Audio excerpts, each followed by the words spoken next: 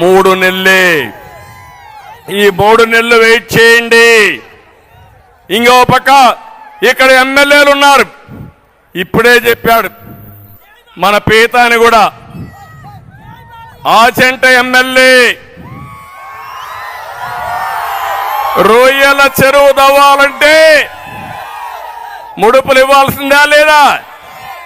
డబ్బులు ఇస్తున్నారా లేదా అని అడుగుతున్నా. ఇస్తున్నామంటే గట్టిగా చప్పట్లు కూడా చెప్పండి.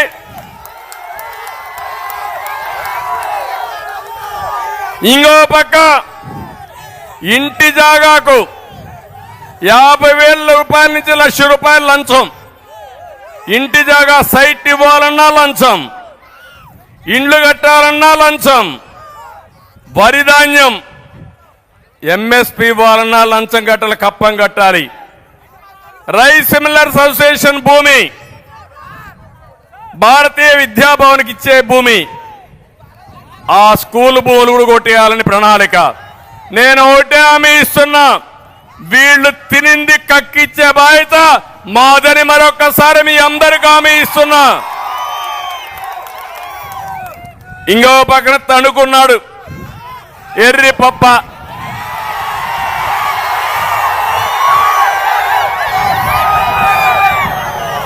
సొంత ఊళ్ళో ధాన్యం సంచులు ఇవ్వలేని ఎర్రి పప్ప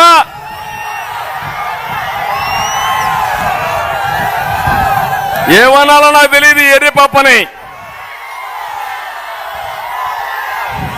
కానీ రాష్ట్రంలోనే టీడీఆర్ బాండ్లో నెంబర్ 1 కుంభకోణం తణుకు నుంచే ప్రారంభమైంది. రాష్ట్రం అంతా చేస్తున్నారు. ఖబర్దార్, జాగ్రత్తగా ఉండండి.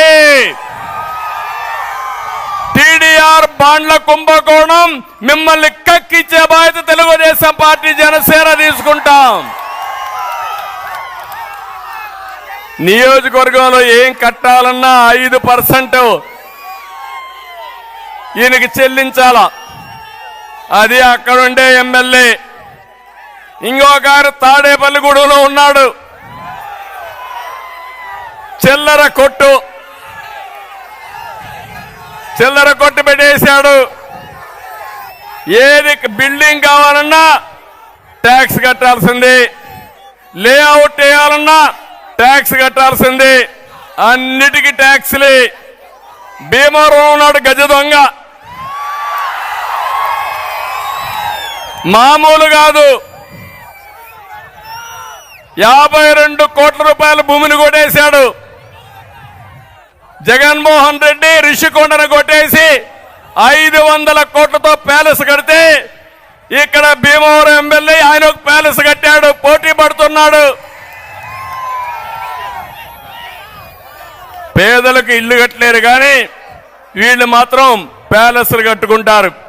నర్సాపూర్లో ఇంకొక ఆయన ఉన్నాడు, ఆయన పేరే నియోజకవర్గాన్ని ప్రసాదం మారిగా మింగేస్తున్నాడు.